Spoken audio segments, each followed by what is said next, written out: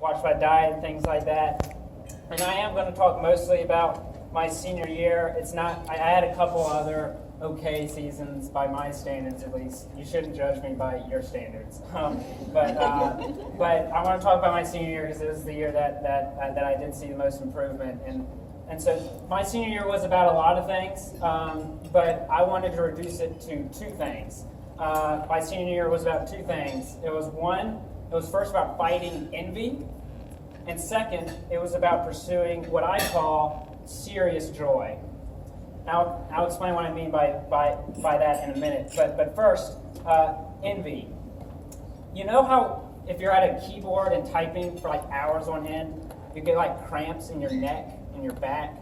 I don't know if you've experienced this at all, but if you're doing homework for hours on end, that'll just sort of happen. I would literally get cramps in the back of my neck and my shoulders whenever I was at practice and Coach Hayes would read out the workout groups, and I didn't like what I hear. Or if Coach ever sent a workout sheet over email, and I thought, oh, this is not enough miles. I don't like the groups I'm in, and so Coach didn't do anything wrong. That's just envy. That's just envy. I was playing around with envy. And now, if you let yourself get motivated by envy in life, this isn't just about cross country and track, it's about life, two things will start to happen. First, you will never be happy for your teammates when you do well, when they do well. Envy will not let you be happy for your teammates. You'll always want to be beating them. You'll never be happy for them. But two, you'll also distrust your coaches. Envy will make you constantly suspect your coach's motives. You'll think that they play favorites. You'll think that they have them out for you. And that's just a damaging, awful thing. And I'm not saying that all coaches are perfect or that they never play favorites or something like that. But what I am saying is this. Envy is a dead-end game. Envy does not make you a better runner or a better athlete. It just makes you miserable. And so you won't get much sleep if you're miserable. And you won't be a better athlete if you're miserable. And so one of the things that was really important for me, especially senior year, was I was fighting to not be miserable. I wanted, how do I not be miserable? How do I not be envious of my teammates who are better than me? And a lot of them are, of course. Now, during my WAKE years, and especially my senior year, the way in which I fought envy went something like this.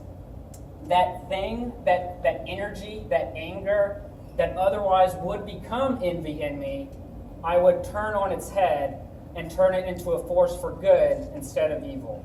I would make it a force for good instead of evil. And what that meant for me in practice, and I'll just be frank about this, is that during my WAKE years, especially my senior year, I would turn every single temptation for envy into a prayer.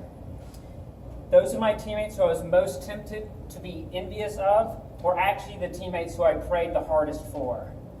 I prayed for God's blessing and favor to the very people who I normally would be envious towards.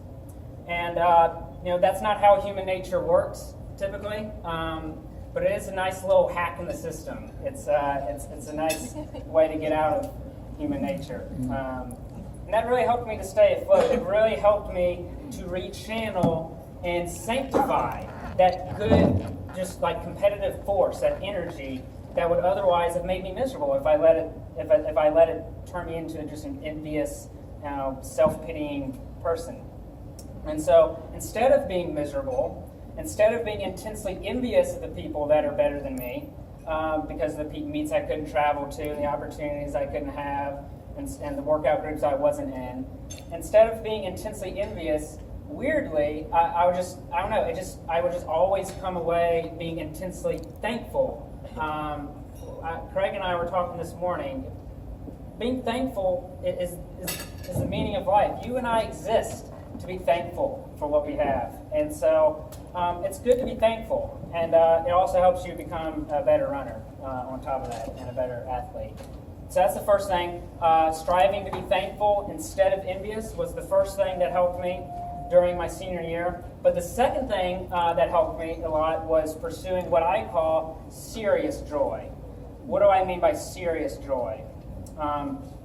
C.S. Lewis, writers, said that there is a kind of happiness and wonder that can make you serious. Now, if there's one thing I know about life, it's this. If what makes you most happy does not also make you into the most serious version of yourself, you'll be in trouble. If what gives you meaning and purpose in life doesn't also make you utterly serious, then you just kind of drift. You just kind of go through life, one year after another, one job into the next, one day after the next day. And friends, I don't want to simply let life happen to me. I don't want to passively and begrudgingly do my life. What I want is to decisively and passionately live my life. I want to live my life. And so in order to truly live your life, I think you need serious joy. Serious joy. Because here's the thing about life, as far as I can tell. Life is a lot of things. In fact, I think that life is everything. Life is Life is beautiful, sweet, and exciting, filled with happiness and expectation. But life is also incredibly painful, sometimes intensely lonely and uncertain. The one thing life is not is frivolous. Life is not light. Life is weighty. Life is extremely real. You need to pursue joys that can withstand the seriousness of life. In fact, I'll take this one step further. You need joys that not only withstand the seriousness of life, but embrace the seriousness of life. You need joys that are illumined and purified by the seriousness of life, just like gold is purified by fire. That's what I believe. And so what was that for me, especially senior year? What was the thing that I pursued all my senior year that I would categorize as a serious joy? I'll never, like Coach was saying, I'll never forget just talking to Coach Hayes in May of 2018, and he was just telling me what I had to do, first of all, what we were looking to do as a team. That's the most important thing. But then how could I maybe fit into that? How could I maybe go out well? And I just this realization hit me that during the summer there will be a last meeting with Coach Hayes. There will be a time where I sit down as Coach Hayes' athlete for the last time, and we'll sit down together, coach to athlete, for the last time, and we'll talk about what my career meant. And that question just weighed on me all summer of 2018. And so the question I kept asking myself is, what do I want to hear Coach Hayes say to me? What do I want that meeting to be like? And basically, I really wanted to hear Hayes say to me, in the utmost sincerity, something along the lines of, just, Myers, I'm proud of you. I'm proud of you, buddy. Now, to me, that's a serious joy. For a man who has coached Olympians and Olympic medalists, for a man who has seen and recruited some of the greatest talent in the world, for a man like that to say that he was proud of me, that's a serious joy. That's an utterly serious joy that I really, really wanted to have. And so I went into my senior year with that joy in mind. And so here's how that worked out in practice. And I'll close with this.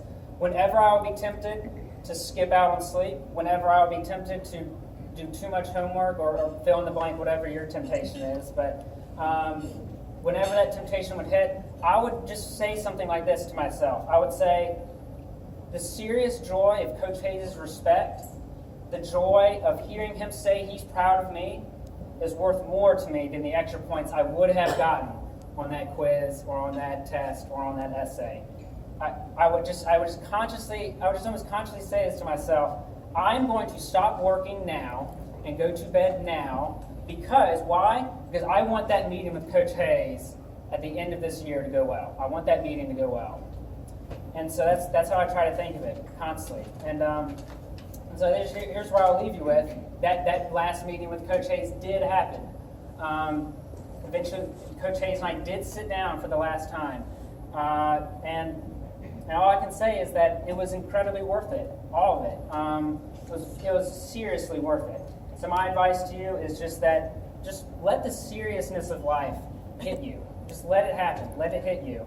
And be thankful. And if you do those things, if you make a habit of those things, I think you'll be motivated to do the things consistently to put you in the best position to be at your best. And I also think you will passionately live your life.